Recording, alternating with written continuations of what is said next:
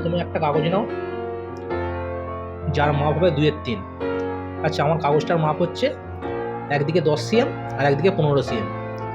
আর এই কাগজটা যেখানে আমি ভাঁজ করছি ওখানে একটা 5 cm এর দাগ কাটা আছে, যেটা এখানে দেখা যাচ্ছে না, তোমরা একটু দাগটা দিয়ে নেবে।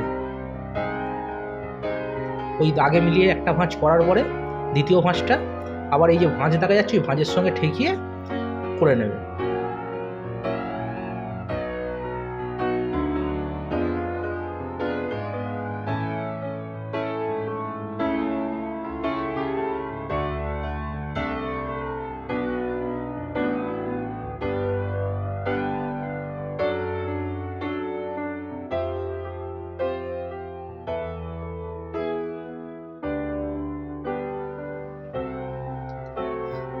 এবার এই ভাঁজটা যে করবে এর কোণটা আগের ভাঁজের সাথে ঠেকে থাকবে সমানভাবে।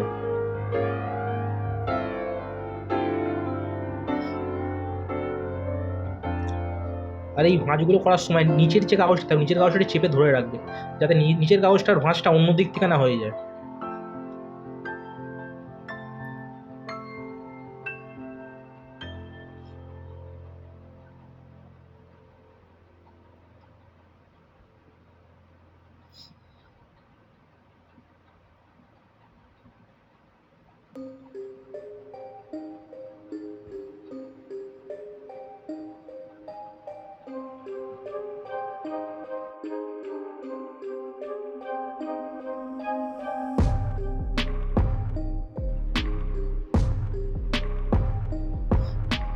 এই কোণের যে কাগজটা যেটা আবার উল্টো দিকে ভাঁজটা দিয়ে নেবে।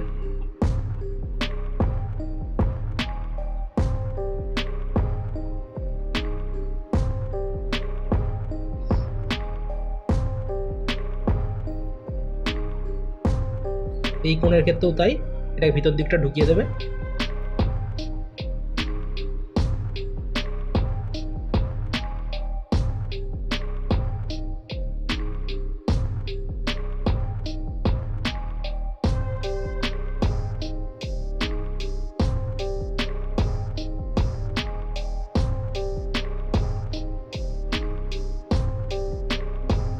এটাকে বানানোর আগে ভাঁজগুলোকে আর একবার একটু চেপে নেবে।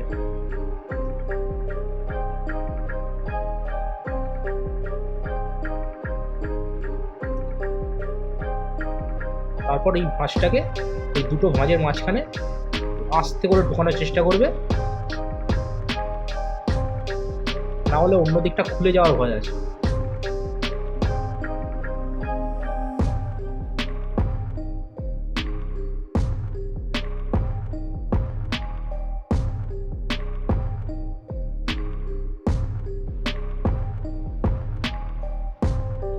এই একইভাবে বাকিগুলো বানিয়ে নেবে।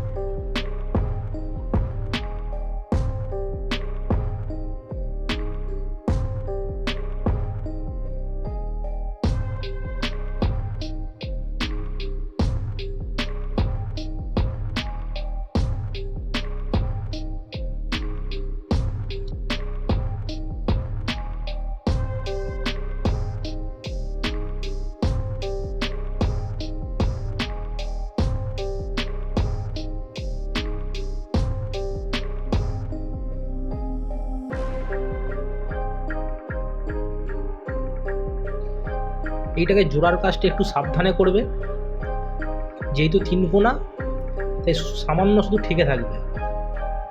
আর একটা জিনিস, এই একদম পাতলা যে আটাটা সেটা ইউজ করবে না, একটু মোটা ধরনের কোনো আটা ইউজ করবে।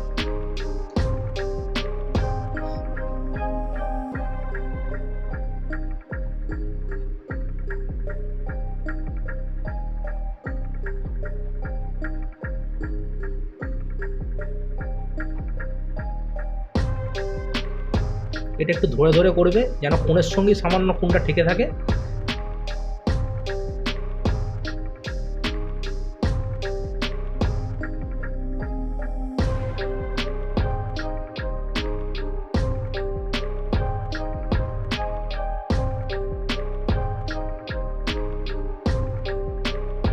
আর এইটা বসানোর সময় একটু খেয়াল রাখবে যাতে মাঝখানে বারবার গলে না যায়, একটু আস্তে আস্তে করার চেষ্টা করবে।